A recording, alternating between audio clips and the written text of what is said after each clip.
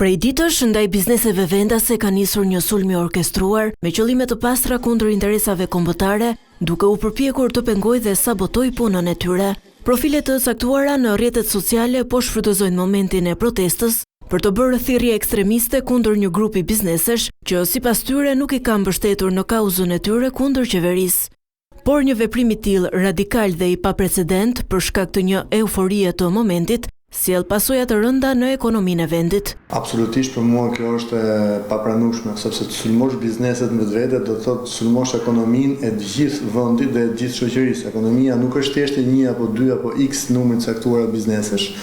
por është edhe që na ndikon te jeta e gjithë ne që jemi këtu. Mundet që si pasojë e kësaj marketingu të keq apo reklame të keqe dhe uljes së konsumit që mund të jetë kundër disa bizneseve të caktuara ndikon tek punësimi që ata kanë, tek tatimet që ato paguajnë, ndikon tek qarkullimi, tek xhiro e përgjithshme që ato bëjnë dhe si pasojë në fundit ndikon tek e gjithë ekonomia në tërësi, sidomos nëse bëhet fjalë për një numër të madh biznesesh. Profilet duket që janë të mirë organizuara në nismën e tyre për të sabotuar punën private të bizneseve, duke orientuar edhe si duhet të formulohet një përshkrim i keq,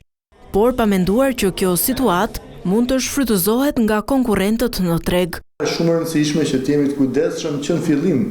me mesazhe të këtilla, sepse nuk ndalon me 1, me 2 apo me 3 biznese, por pastaj mund të shkojmë me 10, 20, 100 e kështu me radhë. Mund të jetë edhe një kthimi në një formë të caktuar të eliminimit të konkurrencës apo të disfavorizimit të konkurrencës ku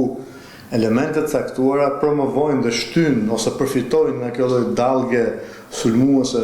marketingu keq kundrejt këtyre bizneseve për përfitimet e tyre. Pra në farë mënyrë jo vetëm godasin konkurrencën, por edhe lirojnë sadopak vend në treg, të cilin ato nuk e fitojnë sipas rregullave të tregut, duke konkuruar mbi çmimin, mbi cilësinë. Momenti kur bizneset po përballen me këtë val sulmesh është gjatë sezonit turistik. Një akt antikombëtar në sektorin me zhvillimin më të vrrullshëm në vend. Fundit turizmi si shtyllë kryesore e ekonomisë në themel të tij ka emrin e mirë dhe marketimin e Shqipërisë si një vend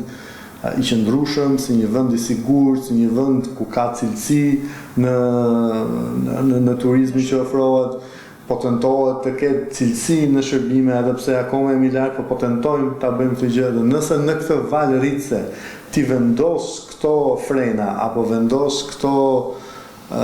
problematika, atëherë vërtet do sjellë dëm në turizëm, të cilën ne do t'i shohim në vitet që vijnë. Njohës të fushës bëjnë thirrje për vetëpërmbajtje dhe që ky vrull të ndalet menjëherë, duke nënvizuar se ekonomia është e të gjithëve dhe dëmtimi apo zhvillimi i saj na prek të gjithëve e mund të ketë pasoja të pallogaritshme.